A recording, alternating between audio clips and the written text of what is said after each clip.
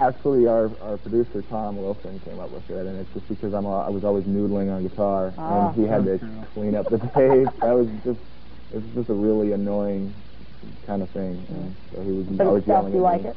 Noodles? You like to go by Noodles? Yeah, sure. Ron, any nicknames for you that you like to go by?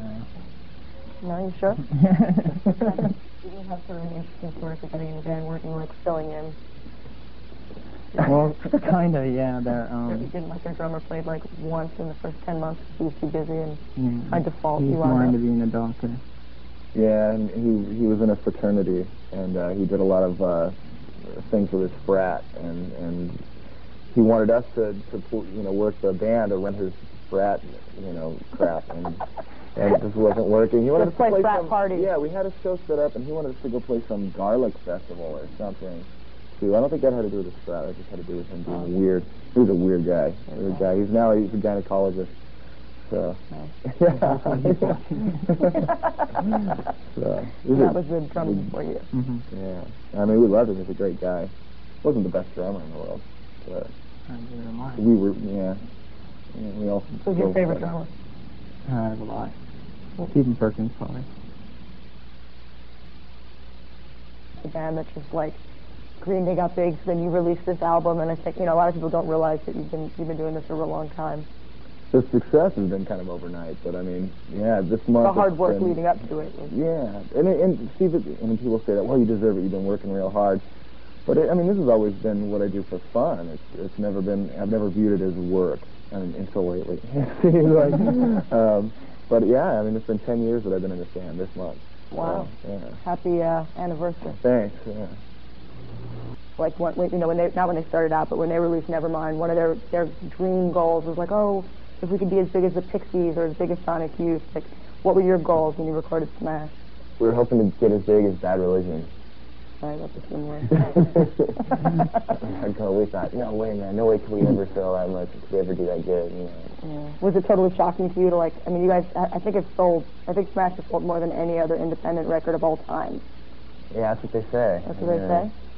So yeah, it was a real shock. We had no idea. We just thought. Was it like winning the lottery? Like one day it was just like. Yeah. Yeah.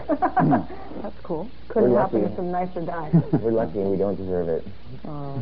Let's not be so hard on ourselves today, all right? What's the most extravagant thing you've done since you sold 1 million records? I bought this little laser pointer. Trent Reznor from 9 Inch Nails taught me how to buy a laser pointer for this $100 million. Wow. And how much did that run you? $20. That's a good price. So then you guys... It's used, Yeah. Did you get it hot in New York? Yes. Here, look. I'll show you. Let me see your uvula. Why don't you mention mine split in half? Can you get a shot of her uvula in there? Huh? Yeah, kind of. Did you get a shot? Here, want me to do it again? I can see it. You look terrified, guys. Not that I'm just trying to get a good view here. Huh? You actually have a very different looking uvula. Yeah, all right. It doesn't hang down like a teardrop. It's kind of deformed. Oh, thank you. What do you think that means? No, I don't know. I think it means I'm really punk. Independent records selling of all time. Does the distinction of that make it any more special? No. No? A little bit. No, I don't know. I mean, we stayed on the label that we were on because it was, it was like our home, and we were happy with it, and we really liked being on Epitaph and everything, and it's what we wanted to do. But it's not like we were trying to make some kind of statement, like we're the indie diehards of the decade or something like that. It just had happened to work out right, and I'm glad we did it that way. Between Ignition and Smash, did you get all sorts of major label offers, or? We got no. But then now you've been much more bombarded. Every other band was totally hit up. On Epitaph was hit up by major labels, and no one ever approached us at all. Well, yeah, once it hit, all came calling. It was like, yeah. And then you sold more than any other yeah. Epitaph band. So you had the last laugh, you might say. The last indie laugh. Right. What about now? Are you going to stay with Epitaph for your next album? Well, we're going to see what happens. I'm not really sure. I like being on the label. I'm glad we did it, and I'd like to work something out with them.